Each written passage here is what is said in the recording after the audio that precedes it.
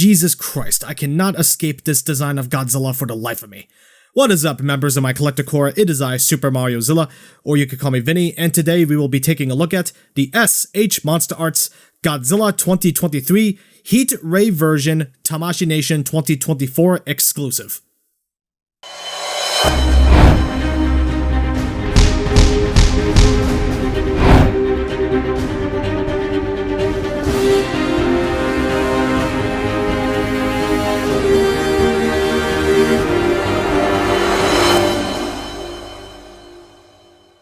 So this figure was announced and revealed on the Japan exclusive Tamashii Nation's app as a Tamashii Nation 2024 exclusive as a lottery item. Basically, you need to be a Japanese citizen, already made orders on Premium Bandai Japan, and buy your chance to buy the item itself.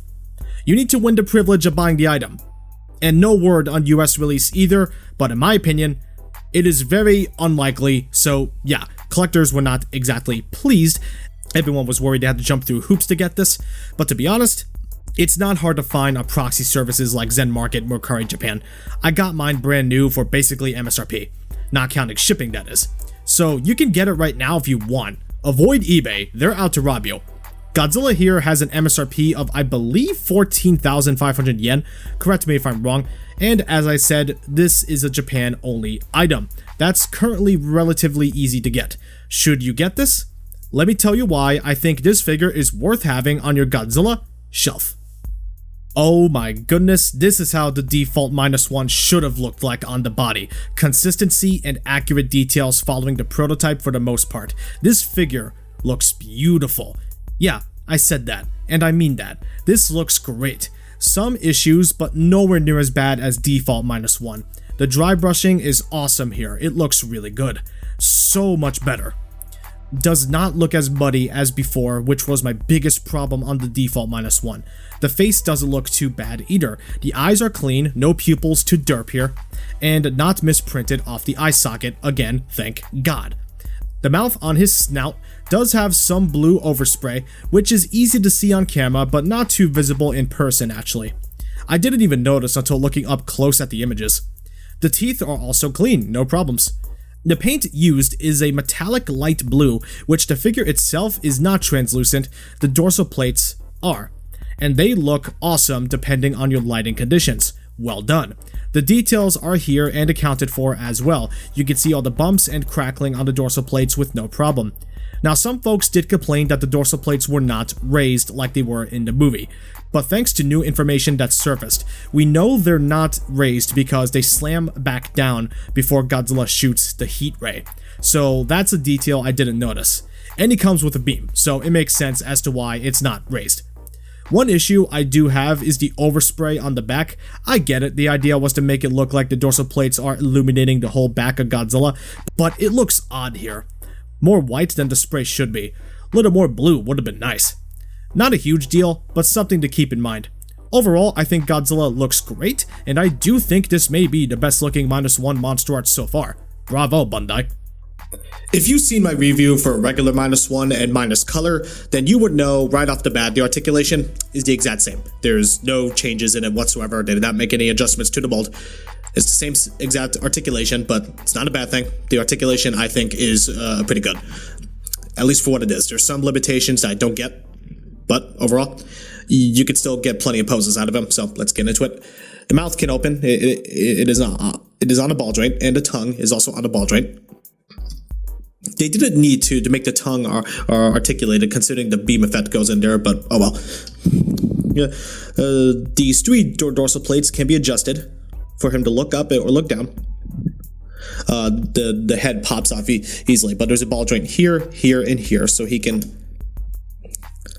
basically just look all the way up and looking down with just the head and the neck. Not really happening unless you get him to crunch forward. Leaning is no problem.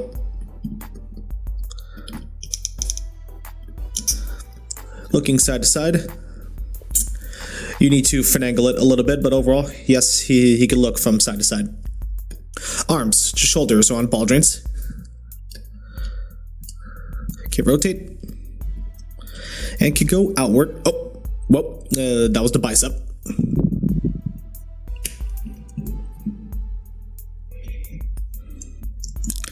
Can go forward like about this far. At least I think that's as far as it could go. Anyway, as you saw earlier, bicep is on a ball joint, so it can rotate and wiggle around.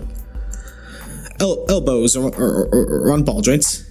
Some of the sculpt will not allow them to bend all the way, so this is as far as the bend can go. And can go all the way out. And can rotate. There's a ball joint here and here in the torso, so he can crunch forward. Just about this far forward, backward, that far back. And of course, there's some rotation. And can wiggle. Legs on ball joints. He can kick this far forward, can kick this far back, not without going out on an angle. And in terms of splits, he can pretty much almost do the splits. So that's impressive. Knees are on ball joints. Here they are stretched out, and here they are bent. The feet are on ball joints. So here's the ankle rocker movement. Since the knees are also on ball joints, it is a lot better than normal. The feet can kick this far back, and they can kick this far forward. And all three of these toes are on ball joints. Not bad. Okay. Tail, many series of ball joints. It cannot curve as much as other Godzilla figures, so do be mindful of that, and you should be golden. Be golden. Like, I think that's as far as I can get it without anything popping off. Can curve upward. Can get it in all sorts of shapes with no problem. Just be aware of parts popping off. So articulation, again, I do not think it is bad. I think it is pretty good. So to be honest, I don't have any problem with it besides the head and the tail. I think both of them can be a little bit more fluid and can use a bit more range. But other than that, articulation everywhere else is just fine. For Godzilla -1, you don't need him to do anything crazy, so it works out. Now, for accessories, we got a Tamashii stage at 4 arm and base for the beam effect. Now, this beam effect, I like it. It is transparent, so that's not bad. I just wish there was more blue because there's way too much white here. Like, it transitions into the clear blue that you see. I really like this blue. It's really nice. The effect piece, just, I wish the blue ended right about there instead of having it halfway, half white and half blue. Like, that doesn't seem right to me. It doesn't feel right. So honestly, I don't want to be that guy, but honestly, the beam is a little bit poo-poo. The sculpt is great. I really love the sculpt of it and the color of blue it uses, but to have it half white like this, it just looks odd. But either way, oops, it's supposed to be used for Godzilla. The peg hole is right here on the bottom. Can go in. Line it up correctly. And there you go. Godzilla is now shooting a beam. Not bad. But there's another accessory. The plane. And a peg to go into the plane so it can plug into the 2D Tamashii arm. Just like this. sculpt of the blades is nice. The way it looks like it's constantly moving. I like that. It's a nice sculpt. I just wish there was a bit more color to it because, you know, they proved they could paint miniatures with color before. So that's a bit odd. And you may have noticed a problem. 2 accessories that need this. We only get 1. We only get 1. We don't get 2. We do not get 2. 1 for the beam, 1 for the plane. Why? Bandai is a multi-trillion-dollar company and they could not afford another arm and base. What the hell? Yeah. So I like the accessories. I do think both of them could be better in terms of how they were colored.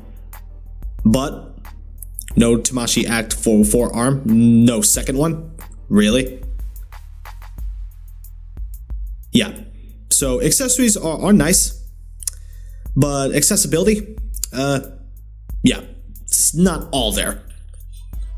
I shouldn't have to include this because Minus Colors review was before this and the figures are the same size, but here's a size comparison anyway. Godzilla has no scaling issues, he's had no monster opponents in the movie, so overall, no issue. In short, I do believe this figure is well done. I honestly do love this figure to pieces. And it's not perfect, but it is the best -1 MonsterArts so far. It is awesome. And I love the accessories too, but I wish it came with an extra arm.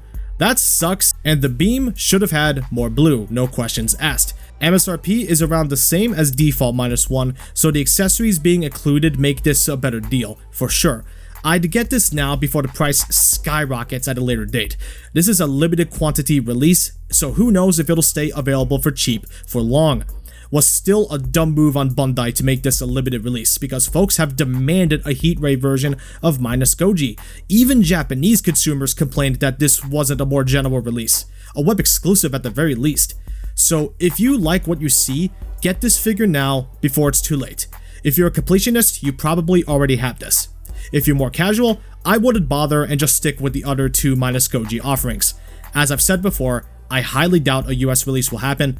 I'll give the figure an 8.5 out of 10. The default -1 was mediocre, the Minus Color was almost there, but the Heat Ray -1 is just right.